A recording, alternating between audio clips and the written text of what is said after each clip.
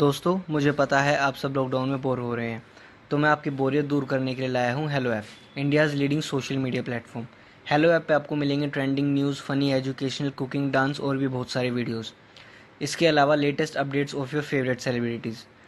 तो देर किस बात की है, अभी डाउनलोड करो हेलो ऐप और करें अपनी बोरियत का खात्मा। गजनी सास। जया की सास को भूलने की बड़ी बीमारी थी। इससे बचने के लिए वो चीजों को एक डायरी में लिख लेती है जिससे कोई उसे बेवकूफ न बना पाए। एक दिन जया कहती है, अरे माँ आओ ना, खाना खा लो, आपकी फेवरेट भिंडी बनाई है मैंने। अरे तुम कौन हो? मेरे घर में क्या कर रही हो? और मुझे भिंडी नहीं बैंगन पसंद है। लो, फिर से शुरू हो गई। इनको याद दिलाने के चक्कर में कहीं मेरी याददाश्त ना चली जाए। अरे मैं बदकिस्मती से आपकी बहू हूँ और आपके खाने का वक्त हो गया है।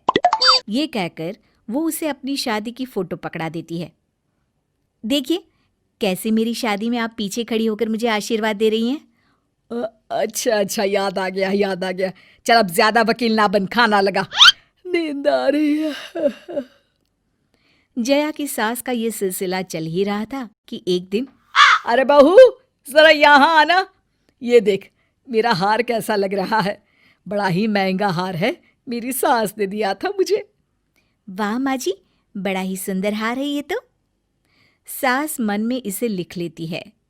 इसका क्या भरोसा, कल को कह दे मेरा हार है, आपको पहनने को दिया था।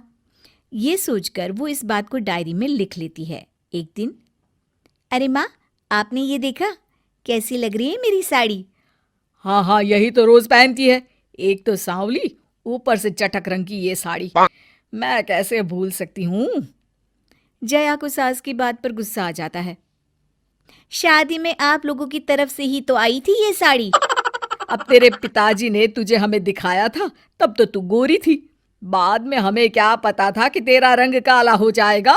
वैसे तो आपको बातें याद नहीं रहती, लेकिन 2 साल पहले बहू का रंग कैसा था ये याद है। कौन बहू? किसकी बहू?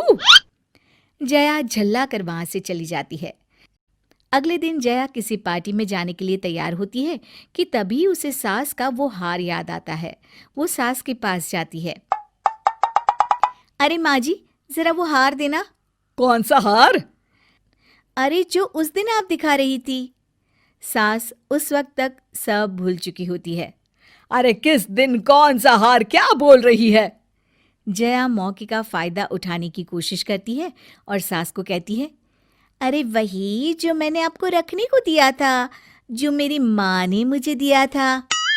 अरे तू बहू है मेरी, ये तो तूने मुझे रटा दिया है।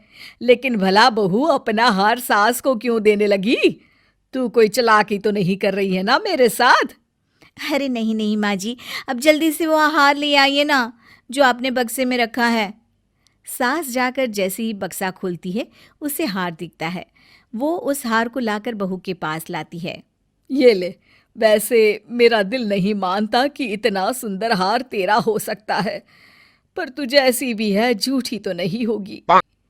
जया सास के हाथ से हार छीनते हुए कहती है, अरे मैं और झूठी ना माँ जी ना, मेरी तो 4 पुश्तों में से किसी ने भी कभी झूठ बोला ही नहीं। ये बोलकर जया हार पहनकर वहां से चली जाती है। लेकिन सास को बहू पर बिल्कुल भी भरोसा नहीं होता और वो जया के जाने के बाद डायरी देखती है जिसमें साफ लिखा होता है कि हार जया का नहीं है। अब क्या था, सास गुस्से से आग बबूला हो जाती है और जया के वापस आने का इंतजार करती है। लेकिन जब जया वापस आती है तब तक सास एक बार फिर सब भूल चुकी होती है। अरे सासू माँ, आज ना आप ही रात का खाना बना लीजिए, मैं तो थक गई हूँ। हाँ, क्यों नहीं।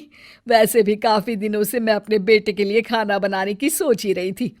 जब से तू आई है बेचारा बिना स्वाद का खाना खा रहा है। ये बोलकर सास किचन में जाती है और बेटे की पसंद का ढेर सारा खाना बनाती है। रात को खाने की टेबल पर जब सभी खाना खाने बैठते हैं, जया पति के सामने दिखावा करती है।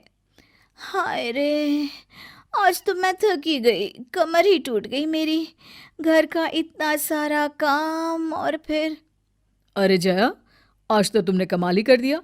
इतना सारा खाना, और वो भी मेरी पसंद का। पहली बार शादी के बाद मैं इतना अच्छा खाना घर में खा रहा हूँ। तुमने बनाया है ये खाना?